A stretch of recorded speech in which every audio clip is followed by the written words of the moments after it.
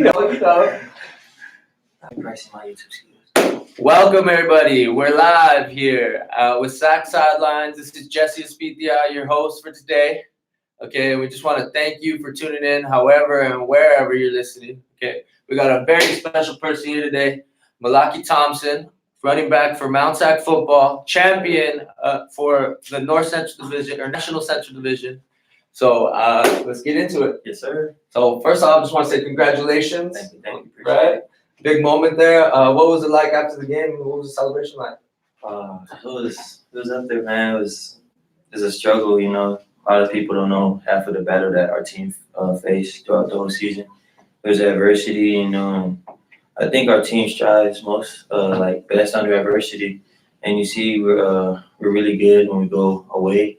As you see our record, we're 5-0 away, and road warriors. Yeah, we're road warriors, man. We're ready for anything. So celebrations was up there. We didn't know how to feel. We just ran on the field and just start hugging each other and tell each other how much we love them. So yeah. Yes, and then you mentioned some of the adversity earlier in the season. What kind of adversity? Can you talk about that a little bit? I feel like just both sides of the ball. You know, we are still yet to play our best game as a team. You know, offense and defense as a team as a whole. You see early on in the season, you know, there's games where the offense will click and the defense won't click until like late in the game, or you'll see that the defense will click early and the offense are still struggling to try to gain momentum in the game. So I feel like Fullerton, the team, we all came together as a team and we knew what was up for stake, you know, because of the sad loss that we took to San Diego Mesa the week before. So I think we kind of knew all we needed was a chance to get in the playoffs, and here we are now. So, and how did it feel to score in that kind of game? Man, I was just doing my job. You know, like Coach Bobby said, it's always my job. I never liked the spotlight, so it's just doing my job. You know, the O-line, as you can see in that play, they did a really good job of blocking up front, you know, because the O-line really don't get enough credit for what they do. You know, they're in the trenches 24/7, banging their heads every day, you know, so heads up to them, and it was a great job by, Zach with the handoffs. No, and you're right about that. You have a tremendous group up front. Yes, what can you say more? Can you talk more about that offensive line, because they definitely are a special group. Yeah. Up front, and they've been making things easy for you. Is what it looks like. Right? Yeah, I feel like our O-line, hands down, is the most slept on O-line in our conference or in the state. You know, you see all these O-lines getting out, but I feel like up front, man, we have such a great O-line, starting with our center Teva. You know, getting all the calls, and Tony, Ty, Kimmy at the left side. And, you know, just creating holes and giving the quarterback enough time to throw the ball. And I feel like, if I'm right, I don't know the stats, but just by observing the game, I feel like as an O-line, they only gave up at least 3-4 sacks, probably 5 tops the entire season. And as an O-line, that's a really good thing. You know, you're not getting your quarterback hit a lot. So, and then they're opening up holes that you see, you know, our boy Rashad White out there, you know, always busting for 100 every game. You know, it's all props to the O-line, you know, and Dom and I and myself, you know, doing a great job of rotating in there, you know, and punching in the ball and wearing down the defense. So yes, and aside from the touchdown that you scored this weekend, you had another big touchdown in the Cerritos game. Cerritos, right? I'm wanting to make sure I'm getting my games right. Yes, it was the comeback game. Yeah. So how did it feel to score that kind of touchdown? What were you thinking before they handed you the ball off in that kind of clutch situation? Just doing my job. You know what I'm saying?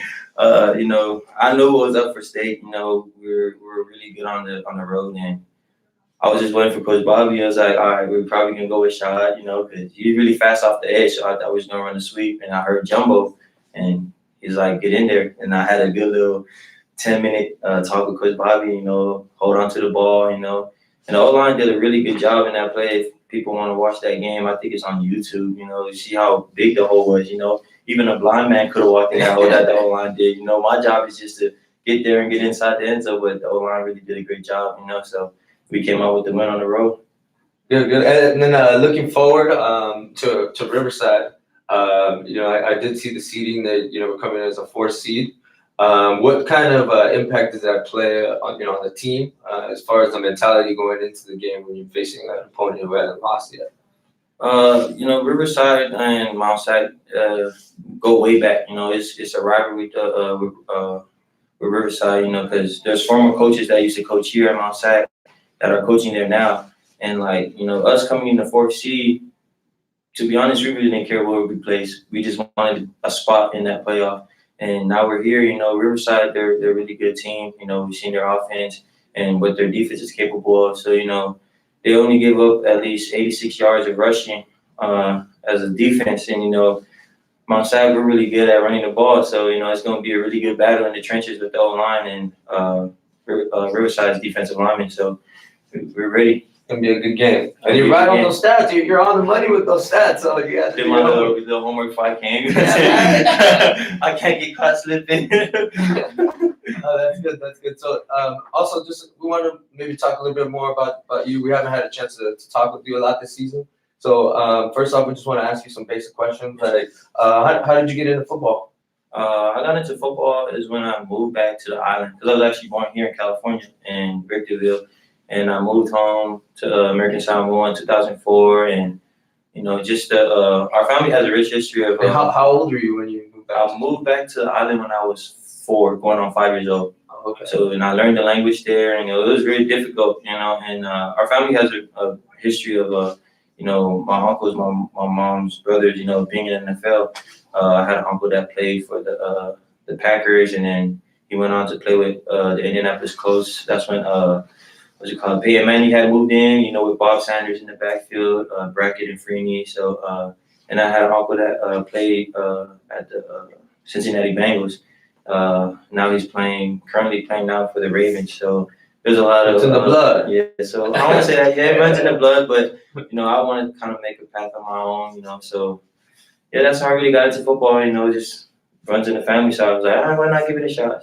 So did you grow up playing football all your life, or did you play any other sports? Nah, I was one of those kids that wanted to do it all. So I kind of grew up. Soccer was actually my first sport. I was really good with soccer. I was really cold with soccer, but soccer was my first sport. I played soccer. I went to all the soccer camps back home, and then I found out that in the island there's only 2 ways out. It's either you join the military or you play football. Because, any university or whatever level of football you play for, any team wants a Polynesian. Every team wants a Polynesian because you get one Poly, he talks to his cousins and his friends, and then all of them, they come over there to the same school because it's that's how it works. That's how it works, right? All the coaches, you hear me? That's the key. You get one Poly, and then you get all their cousins, you know what I'm saying? So. Oh, that's great. And then the other thing I want to ask too is like, did they have like a high school conference on the island? Did you play against other schools? Or yeah, we had 7 high schools back home, and it wasn't really broken down into a division. It's just like you play this high school this day, so we played every high school twice, and yeah, that was pretty much it. So. And when was the moment that you decided to leave the island and come here? Was it to just come to Mount SAC, or was it? Like, never in my life have I ever dreamed of being here in California. I thought after football back home, I was just gonna, be about my day, work a regular 9 to 5, and then my mom, after I graduated, so I graduated today, and tomorrow my mom said, all right, we're leaving, but she didn't tell me I was leaving until like 6 o'clock, and the flight leaves at 8. I was like, and my mom was like, oh yeah, boy, let's go to the airport. I was like, nah, I just graduated, go hang out with my friends. Do what we do. And she was like, no, you're actually leaving. I'm like, leaving? So I came to California unprepared. I came with one backpack with all snacks from the island. That's all I had. I came with no clothes, nothing. I was like, whoa, well, that was crazy. And then I came here to California. I actually went to College of the Canyons before I came here. I went to College of the Canyons because that's where my uncle used to go to school at. All my uncles, my mom's brothers, they all went to College of the Canyons. That's when they had Isaac Sopuala in 2004. So did they recruit you, or you just said, I'm going to go? I talked to them. They talked to me, and they reached out to me, and I moved out there, and things didn't go as planned. And then I sat out a year due to the passing of my uncle on the Christmas of 2016. So I took out a year there. And then Coach Yona, he was really close with my uncle that passed away. So he came back, and he seen me. He was like, hey, aren't you that kid from Samoa? I was like, oh, yeah, oh yeah, come out and check out my SAC when you get a chance. So I was going through, the grieving period, the acceptance that he's gone, just being with the family. And then I was like, man, I should just take a shot. There's nothing else to lose. I have nothing to lose. So I came here in Mount SAC. From the very moment I stepped out the car, the air, just the love that people showed. I was like, I made the call. I was like, hey mom, I think I'm going to school again. Like, hey, where you going to school? I was like, I'm on SAC. And then I heard Coach Bobby speaking some more, so I was already bought it. And I was like, yeah, I'm coming to school here. So, and that's when Coach Jonah, Coach June, all the old coaches was here. So they spoke some more to me. I was like, oh, yeah. So it's just, Mount SAC is really a family-oriented, school. Everybody looks after each other. And, like, they genuinely care. And, they want you to succeed. So that's the only reason why I decided to stay here. I'm on SAC.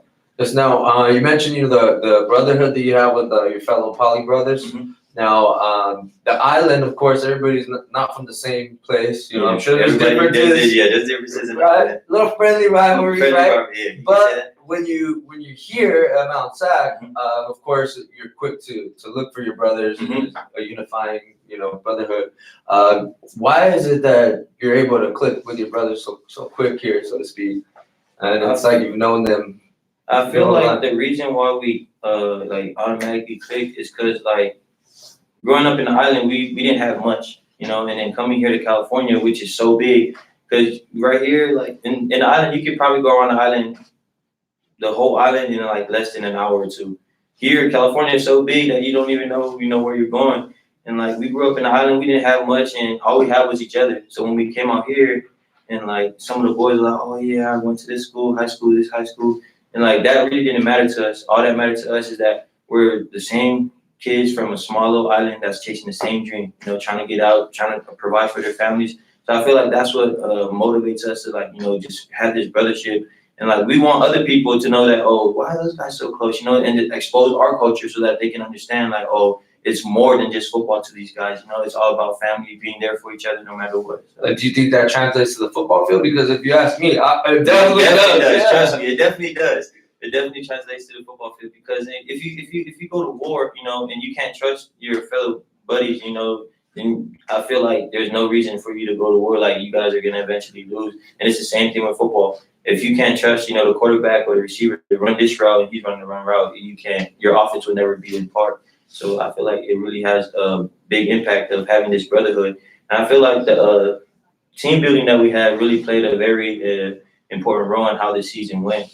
Because we had a team bonding session, and we sat there in a circle with people that we never talked to ever. We just see each other on campus. Hey, what's up, Wolves? How you doing, man? And just go about our ways. But when we actually get to sit in circles of 6 people and share each other's story right there and then, we start to realize, oh, damn, I'm not the only one that's going through these type of situations. The brother next to me is going through the same thing. So I feel like that's what really motivates us to be there for each other in these type of situations when adversity hits us. And it always on the field too, when adversity hits, we always remind each other, hey bro, remember when we was in that team bonding, man, and we told each other that we love each other no matter what. So it really plays an important role. I feel like that team bonding was a really great experience for us too. Yeah, we had Colin in here just last week. He was mentioning the same thing. Exactly. You were on the team last year, so you feel the same way that this year. Trust me, last year's team, the camaraderie was not there. Everybody was so focused on and I should be this, I should be that. But this year's team, we bump heads and we fight, but it's brothers. That's what brothers do. If you never fought with your brother, then man, you guys must have a perfect family. Hey, deuce to you. I'm not, I'm not saying anything that's bad, but I'm saying me and my brothers growing up, we used to always bump heads, no matter what. But that's what brothers do. They fight, but at the end of the day, they always come back and they share love to each other. And that's what this team is built on. It's built on love, from the head coach to the quarterback, to the assistant coaches, to everybody on the team, the staff, the training staff. They actually do a good job of getting us prepared too, because they don't get credit. A lot of people when they get injured, they come back, oh man, he's such a great player, you know what I'm saying? But they didn't know that he messed his shoulder up, So everybody plays an important role. Like you guys, have us, Thank you. You guys have us here. You guys always keep us exposed, and man, I haven't had that many followers on Twitter. I'm not gonna lie. Ever since you guys posted me on Twitter, I got so many followers. I'm like, hold up, I don't know these people, but you guys do a good job of keeping us out there. Appreciate it. So I appreciate you guys 100. So real quick, we gotta ask this anytime someone comes through SAC Sidelines. What's that pregame playlist like? Man, I feel like I'm different. I listened to Colin last week. He was listening to some Nipsey. I was like, hold up, I listen to my boy Nipsey. But I'm different. I listen to island music, and I listen to some old school, some oldies, Betty Wright, After the Pain, some stuff like that. Stuff that gets me thinking, because I'm a very emotional person, but I don't express it. So the way I express my feelings is through music. So when I listen to those things, it reminds me of my family. It reminds me of my why I'm doing this, you know, and it reminds me of my purpose here, you know, to provide for my family. So that's why I listen to a lot of, you know, exotic gospel. But then when the boys are bumping their speaker and it's loud, I'll be like, hold up. I'll be listening to what they be listening to. But majority of the time, I like old school music, you know, some jazz, stuff like that, you know, get me thinking, get me my mind right. It's kind of like ease my mind, you know, so I'm not too high, not too like, you know, waste my energy. So I just, Nice balance. yeah, I'll just be right there like, all right, cool. And then I you know, I had to ask you this, since you know, island boy, proud of it, right? Yes, sir. Do you know how to surf? Man, just talking about we be out there. Yeah, I do know how to surf a little bit, but not as good as the Hawaiian boys. Them Hawaiian boys, them waves be coming up there, you know, in the island, you don't get them big of a waves, you know, them waves are probably at least 6 feet, but in Hawaii, you got them high up there, so yeah. Cool. And then the other things that we just wanted to ask too, what are your favorite sports teams? My favorite sports team. Do you have one? Oh yeah, my favorite team in the NFL before was the Colts. I love the Colts, man. That's what that family connection? Not really the family connection. It's just because the rich history of running backs they had a running back called Benjamin James. Benjamin James. Yeah, he was more slept on. He was like the Marshawn before Marshawn. That's what I feel, you know. But you know, he had the little go-to and everything. But that's when they had Bob Sanders, Brackett, Dwight Freeney, Mathis. They had Jeff Saturday on their O-line, really great center. They had Marvin Harrison, Reggie Wayne. Yeah, I love my Colts. You know what I'm saying? I know myself, man. But yeah, I still love the Colts now, but I really don't follow them as much, you know, because Andrew Luck retired. You know what I'm saying? That it is what it is. But I love the Colts. So the Colts would be your team. And is it because I mean, your running style, for people who haven't seen this guy run, I mean, he's a hard runner. He's physical. When they call Jumbo, bringing him to punch it in 2 yards. Okay, so is that why you maybe like running backs that are more physical? Or yeah, I feel like that's what I was trying to get my game to, is like more like Benjamin James, you know, Marshawn. He's a really powerful runner, fast too, very shifty, but more like a Mark Ingram. You know, Mark Ingram, that boy's strong. If you don't see Mark Ingram on Sundays, that boy really strong. He's a punisher. He's a bruiser. That's why I take pride in you know, being that third down back. I love punishing people. I don't like avoiding contact. That's the one thing with me. I like beating people in the hole. You know, feel that contact. It gets me hyped. Like, gets my blood, my adrenaline running. So yeah. So and then, Colin was saying you ran track too. Who? Colin mentioned that you ran track. No. Yeah, I ran a little track, but you know, it didn't get me right. You know, see Rashad, that boy ran track. See, I run track, but he ran track. That boy, he fast. Man, but I don't know Rashad, bro. His jog is like my full speed. Rashad is different. He breathes different. So, and speaking about Rashad, you know, being that he was kind of like the feature back, and you came in as like a secondary role kind of thing. What do you tell yourself to not get discouraged? Because like you know, somebody with like a weak attitude kind of thing, you know, gets like a why not me kind of attitude. Where I don't feel like you have that kind of attitude at all. You're happy for your fellow, you know, running back. Yeah. But what is it that do you have to tell yourself anything to not get discouraged? Wait for your opportunities. I really don't tell myself nothing. You know, all my life I've been shadowed by great players, so that's why I'm so used to, you know, being in these type of situations. Back home, I was a receiver back home. I had 2 great receivers before me. You know, and we did the same thing. We worked hard. I worked hard just like they do. But, you know, they were just, you know, a little bit better than me. And I never felt discouraged. I was like, man, next year is going to be my year. You know what I'm saying? And my senior year came, and I was the top receiver back in the island. Just like when I came out here last year, I had AJ and Massey. You know, they were 2 great backs, you know, and I was just the bruiser. So now this year, you know, Shad and Dom, and I'm the bruiser. And then we go, it's a balance between me and Dom. But I never talk down on anybody. You know, I know how it feels to be at the bottom. You know, I always appreciate, like I tell Shad every day, man, I learn and pick from Rashad, you know, because he's such a great running back. He really balanced, fast. He knows his IQ for football is really high. So I try to learn from him every day. And for y'all don't know, Rashad's always on my butt about everything. Because like you guys said, I'm a bruiser. I don't like avoiding contact. So if I see the whole here and there's like 5 people here, most likely I'm gonna run to 5 people. So, but Rashad's always on my head, like, man, why you keep doing that? He be cussing me up 24/7. I told you, man, hit the hole, stop doing that. And you know, Sarita's game, you know, I hit the hole one time. I was so surprised I was not touched and I got hogged. I was like, it's cool. And my teammates, they make fun of me, or Rashad be making fun of me. He's like, yeah, you got hogged, you know, you the little bro. You know, so I look at Rashad as my big brother. You know, I told him, man, you know, you deserve everything that came your way. You know, you work hard from summer to spring. You know, so there's no reason for me to, you know, be discouraged. You know, all it is, you know, it's a great dude. You just learn from him. So when you go to your next school, you can be that dude. You gotta be professional about it, right? Everything, man. It's all business. It's not like, oh, he's not this guy. You know, it's just all part of the game. You know. Yeah. Being professional and just doing your role. And is that something that you bought into right away? Like, oh, I'm gonna be the bruiser. And Yeah, I didn't mind. I was like, man, hey, man. But every time they put the ball in my hand, just know I'm making something happen. I'm gonna make my teammates start jumping up and down, like, oh my God, he did that. You know what I'm saying? So I just make the best of my opportunities. So. And then the other thing that I had to bring up, I mean, I don't mean to put you on the spot right here, but at every game, it seemed like you had a deep following of family members. Yeah. Vocal. Yeah, hey, my mom. Hey, shout out to you though, number one fans out there. Family, man, I appreciate my family so much, man. A lot of people don't know, you know what I'm saying, my story from when I first started here, man. When I used to bike from Anaheim to come to my SAC. Yeah, I used to bike, and you know, my family, you know, they're a big part of that, you know what I'm saying? Like, they was there with me, you know, and nobody ever believed in me, you know. And I like to tell people and my friends back home when I talk to them, it's like, hey man, how'd you make it? It's like, I'm here now because somebody believed and gave me an opportunity. You know what I'm saying? So like, I'm here because, you know, Coach Bobby and Coach Yona and all the coaches here, they gave me an opportunity, and they said they see potential in me. So I have to live up to their expectations. But yeah, my family has been my ride or die since I've been here. So family's important to you, something that family is the most important thing. That's like the base and the foundation of any Polynesian culture. It's always family. You know, similar to the Mexican culture. You know, they're really tight. You know, it's they can't do anything without family, and they will sacrifice everything for their family. So can you tell us a little bit more about that culture? Because there's a lot of things that I always see you guys like tweeting out, little sayings. I mean, I'm pretty sure I know what they mean, but I don't know what they mean.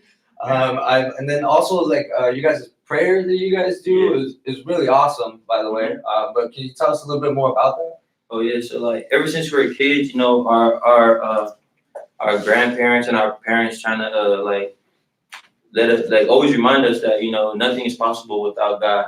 So, you know, no matter what situation you're in, you know, God always comes first, no matter what. You know, I'm not gonna lie, I'm guilty. You know, sometimes I do forget to pray. You know, and then when I do pray, I tell the Lord, man, I'm sorry. You know, I didn't talk to you yesterday, or you know, so you know, God is always the first in anything Samoan cultures do.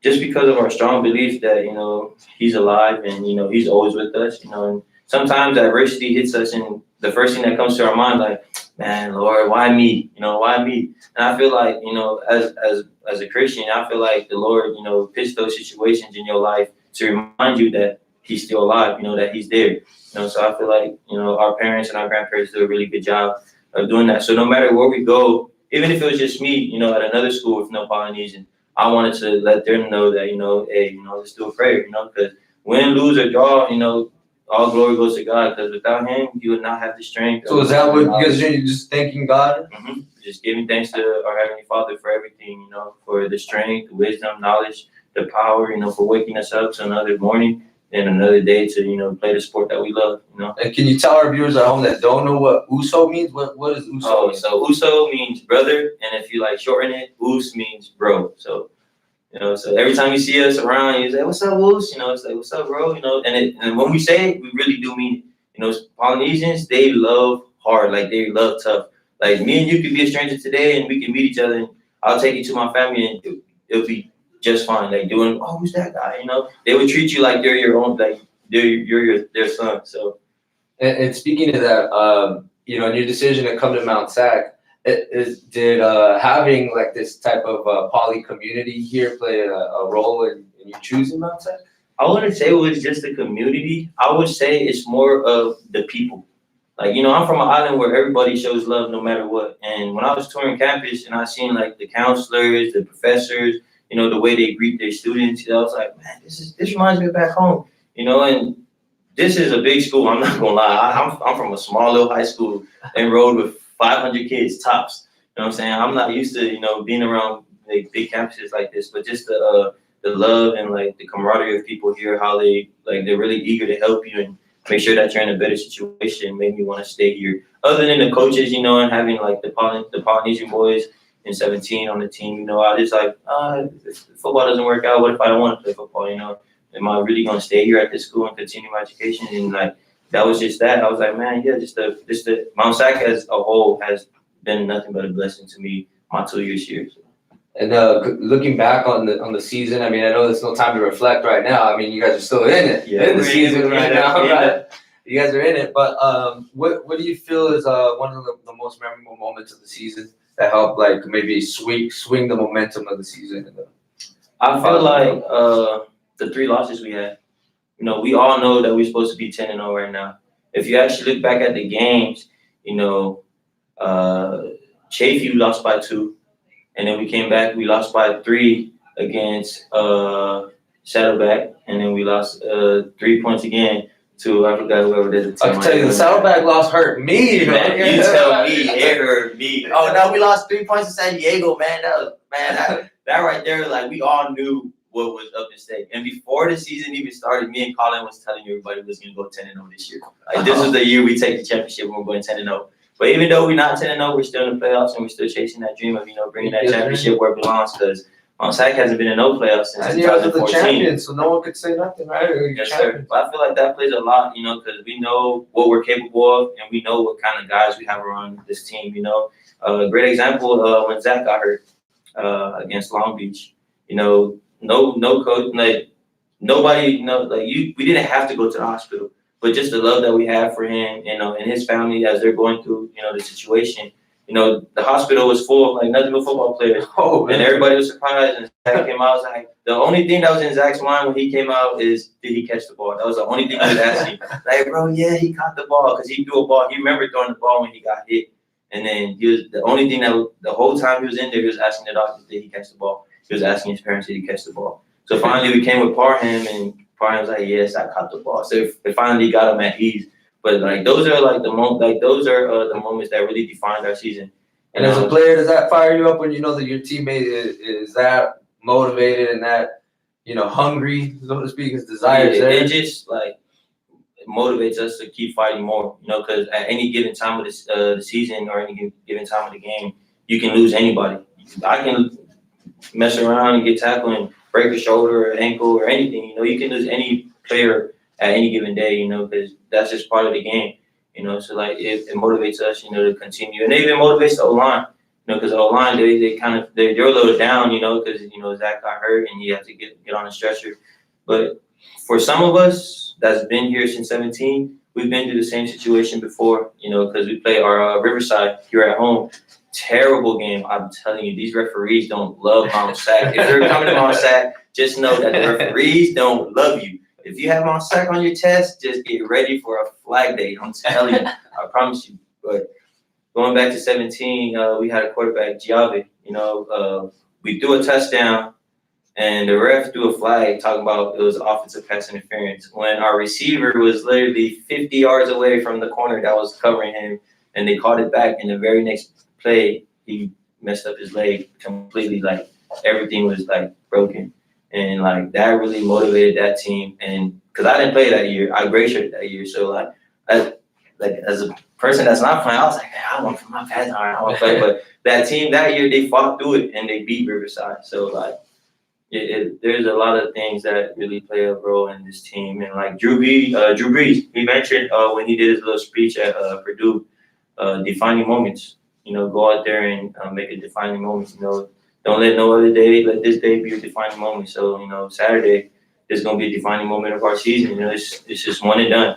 There's only 6 teams, I believe, in SoCal that's practicing right now, and we're blessed to be one of them. Yeah, not everybody gets a chance to have these extra games. Right? So you're taking it as a blessing.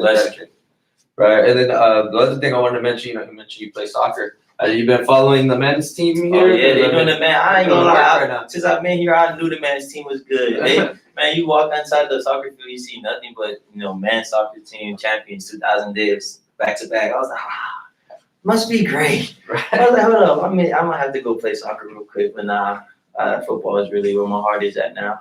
Yeah, they're actually number 1 in the state right now, so we're working on trying to get some coverage to make it to their game and you guys really do a great job. You know, there's been times where you guys are like back and forth. I don't know how you guys do it, man. Props to you guys. You know what I'm saying? You guys do a great job. But the other thing that I was gonna bring up, just going back to I'm sorry, going back to the men's soccer team, to go undefeated, I mean, it's very difficult, right? So when you see somebody that's gone undefeated, like Riverside, does that come into your mind at all that you got to bring your A game against this kind of thing? Nah, it Just go out, same thing as always. As Mount SAC, we never think oh, they're 10-0, we should bring our A game. We go inside everybody's home field knowing that they're gonna bring their A game. So we already know what we're going against. You know, everybody, no matter who play, a Compton team can play us and they can still, put up a game with us because everybody that plays Mount SAC wants to beat them. They come with their A game, and they're not gonna. That's why we see Chase when they won, man. It's like they won a Super Bowl. Everybody wants to be Mount SAC. Nobody loves Mount SAC here in SoCal. You know what I'm saying? Nobody believes in this team more than we do. I'll give you that though. Every team celebrates like they just won the playoffs and they beat Mount SAC. It happens. It happens every year. It's never a new thing. That's why we every time we go into a game, we never think, oh yeah, this is about to be a breeze. We going there knowing, oh yeah, they're gonna bring their A game. So we gotta step up. You know what I'm saying? Was there any special emotional attachment to the last game, considering it was your last game at Covina District Field? Was there any little moment like, oh, okay, I'm not gonna play here anymore? I'm gonna lie, man. I kind of, was thinking about it, a little bit. I was like, man, I can't believe that was my sophomore night. Like all the years I've been here in Mount SAC, I was like, man, it felt like everything came to an end. And then I remember, it's like, man, I'm still playing football. We still got games left. We in the playoffs. So it really didn't hit me. I feel like after the season, it's really gonna be like, dang. But it's what do you think about the little ceremony? I mean, I thought it was nice. Did you guys enjoy that? Oh yeah, it was really good. Having our families there and having our brothers, the freshmen, that are going to be the future of this program, be there and supporting us, and walking with some of the boys that their family couldn't make it because they're out of state and stuff like that. So it shows how much how much love the team has for each other. They walk with their brothers. You know what I'm saying? So it was. Part of me was like, why are we doing this right now? Like they need to focus. You guys are getting them out their A game right now, but obviously it didn't play a role. It really kills the opponent's momentum. Because they're eager to play. They're getting hyped. So it's kind of their adrenaline is rushing while we're just there. Relaxing. Enjoying the time with our families. And as you can see, man, everybody was out there balling. You see, okay, that boy out there, got an interception in that game. He was going crazy. But, everybody, I feel like when our families are there, everything is just like, because, oh, my mom's there, I have to, bring my A game. I don't want my mom yelling up there. You see my mom and my family, they be screaming. Sometimes I want to be like, hey. But, this is my family, they do what they do. They come out there and support, my SAC. That's good. And speaking of Katoa, after the game, I talked to him. Very humble guy. I mean, he was happy to make plays for his brothers, kind of thing. But to see somebody like Katoa go out and make that kind of huge impact in the game, what kind of words did everybody have for him? Kind of thing? I'm not gonna lie. If you guys follow Inoki, this is funny because he literally tweeted before the game, somebody's kid's gonna get hurt. We couldn't stop laughing when we came back and watched film how he blasted that dude almost 5 feet in the air. He landed. I was like, hold up. And then he comes back the next year and gets a pick. I couldn't stop laughing. I was like, no, but for people that don't know Noki, man, Noki is a really humble kid. He stays to himself. And when he does talk, he's just really funny. He just says jokes. He always be doing, that's his favorite move. You know what I'm saying? So we got to see him. That's Noki's favorite move. He loves that. But Noki's a really good kid, humble. I wish I could play one more year here in Mount SAC, man. I don't want to leave my brothers, but like the saying goes, they always come back to Mount SAC. No matter you graduate or not, you always gonna find your home here at Mount SAC. You're gonna have to come back next season to check out some games in the Trust me, I know, man. That's all I was like, man. I should have redshirted this year, man. They got the new stadium coming. Every time we go back there, run back the highlights. Everything. Man, if they would have had the Jumbotron this year, man, y'all would have been tired of seeing us on there. I was gonna say replay after replay, and that's cool, man. The Mount SAC is really making big moves, and the future is gonna be bright for them coming in next season because that stadium's gonna be done. A lot of them players gonna want to come here, and I feel like just the stadium alone is gonna bring a lot of kids and recruits, and and if everything goes well this season, God willing, we take it all this year.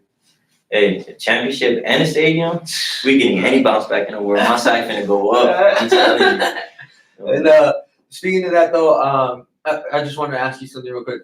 At this level, when you have like a coach, for example, giving like some sort of motivational speech, and the reason I thought of this right now is because I happened to catch Coach Rod talking to you guys before the game, and I heard him talking about things about the stadium and firing you guys up. Yeah. Now, when you hear that kind of things from a coach before the game, does that, when they do give you a nice motivational speech, does that pump you up in any way, or is it like you're already pumped, you don't need no coach to hype you up? Nah, I think it really does, because we're inside the locker room.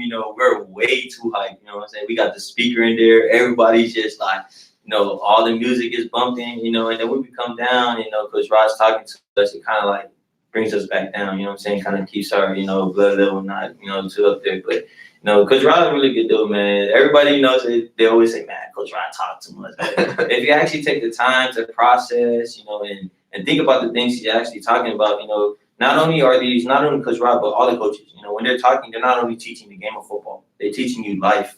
And that's something that a lot of the coaches, that I've been, working with or been playing with, they really don't do that. They only teach win. We should do this, we should do that. But here at Mount SAC, it's different. It's culture, man. It's tradition.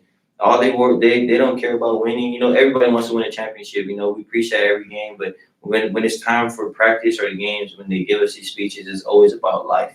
Being disciplined, being born to win, you know what I'm saying? Because Rod always mentions that, born to win, the creator didn't create you to lose, you know what I'm saying? But if you decide to lose, then that's you know what I'm saying? But, that's why I love Mount SAC so much in these coaches, man, because they not only teach you about football, they teach you about life and how to become a better man going into the future, so. And that's what it's all about as a coach, right? So, and I'm sure they're proud of how far you guys have come this year. And the other thing, to any type of young athlete out there, I know I brought this up last week. Do you have any advice for somebody, for example, like another island boy out there dreaming of coming over here to play ball? I mean, it's similar situations. Like you said, there's Samoans all over the league, poly boys all over the league. So, for sure there's somebody there wanting to get off the island, right? Like, trust me, right? Man, y'all don't know how much my phone be going over these kids. Man, I want to come out there, go to school with you. But nah, I feel like the best advice I can give, from a student athlete to a student athlete, man, is just like, don't be scared to go through the struggle, be comfortable in your own skin, We're all human beings, we all go through the struggle, that's what makes us human, And JUCO is not a bad place to start, if you're a senior getting out of high school with no offers, you don't know where to go, man. If you don't want to come Mount SAC, if you're not bought into this podcast right now, man, I don't know what to tell you, but Mount SAC is the place to go, I'm telling you. But JUCO is really the best route, coming from a kid from the island, because, our educational system is not the same as California, so like, and I always had a dream of going to college, but to a junior college, because I didn't know how things worked here in America and how things. So like, I feel like that's the only advice I can give them is like, don't be scared to go through the struggle. It's all a process, you know what I'm saying? Things get worse before they get better. So, so would you say you're a SAC dog for life? I'm a SAC dog to the day I die. To the day you die. To the death of me. I don't care. Whatever I heard that here right now. I'm going to be rocking my Mount SAC gear to the death of me. Okay, well, that's all the time we have here today on the podcast. Thank you very much for tuning in. Make sure you follow us on Twitter and Instagram at SAC Sidelines. And if you want to check out more of our live YouTube podcast, just hit that subscribe button on SAC Media. Thank you very much, Mr. Malaki. Thank you. Hey, good luck this Saturday. Bring it home, baby. Bring it home.